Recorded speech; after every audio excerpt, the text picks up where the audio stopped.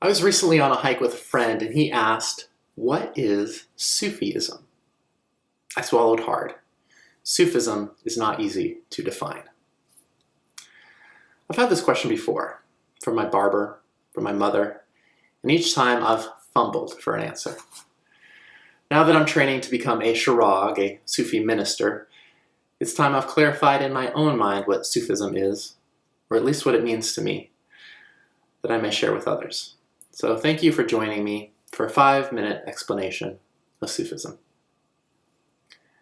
The word Sufi simply means wisdom. A common and bite-sized definition of Sufism has been Islamic mysticism. However, this definition is inadequate, especially for us in the West, because 1, Islam is foreign, and even the word stirs up prejudice and fear. And 2, few of us know what mysticism means.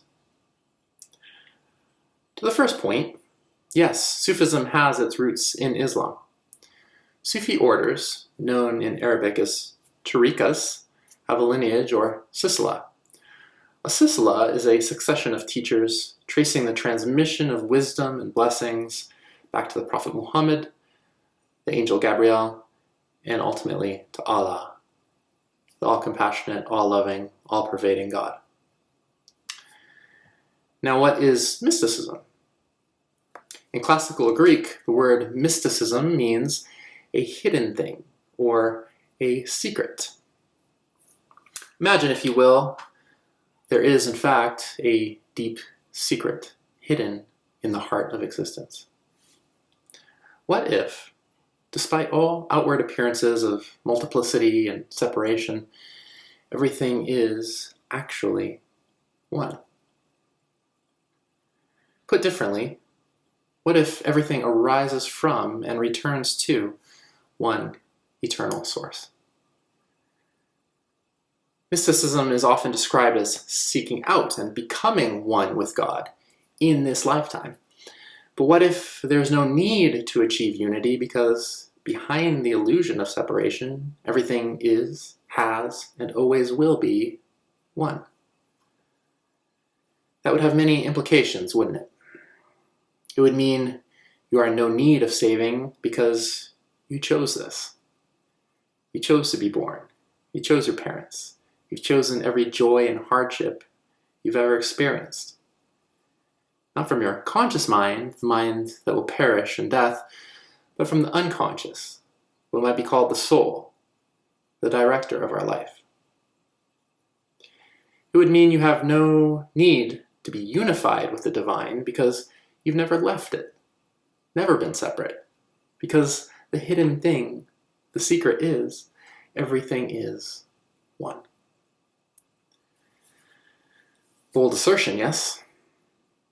Wouldn't it be liberating if, more than just believing this comforting story, we experience this unity as our everyday reality? That is the aim of the mystic. Perhaps having tasted this reality once, they long for the consciousness of God's presence at all times. Mysticism is the direct experience of the divine, the direct experience of the soul. It is not concept, it is experience. If it is not concept, that means it is stepping beyond the dogmas, doctrines, teachings, scriptures, rules, forms, and rituals of religion. Instead, it puts all emphasis on direct personal experience, which cannot be taught, but can only be found. There is no such thing as a Jewish mystic, a Christian mystic, a Hindu mystic, or Islamic mysticism. People come from cultures influenced by religion, but a mystic is not held or loyal to any of the religious bounds. There are certainly tariqas of Sufism, particularly in the Middle East, that are closely tied to Islam and find their guidance primarily in the Quran.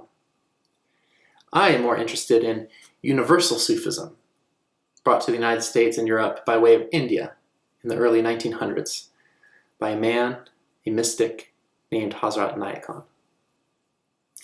He did not seek to found a new religion.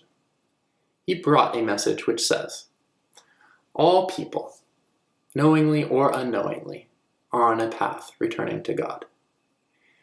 Each religion is a road, and which road you're on is less important than the dedication and sincerity by which you travel.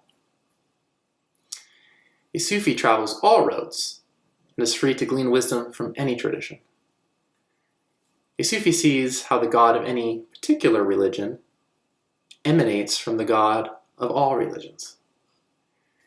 A Sufi is one who seeks to develop keen awareness, self-mastery, and spiritual freedom.